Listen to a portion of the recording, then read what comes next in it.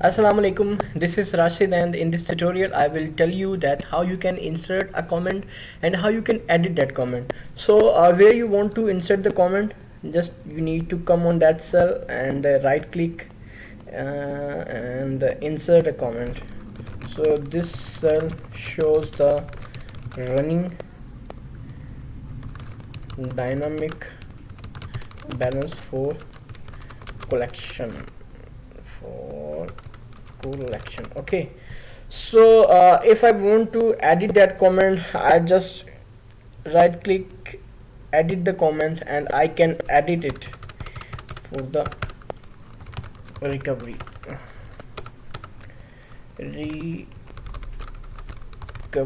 So this is the way by which you can insert a comment and you can edit that comment.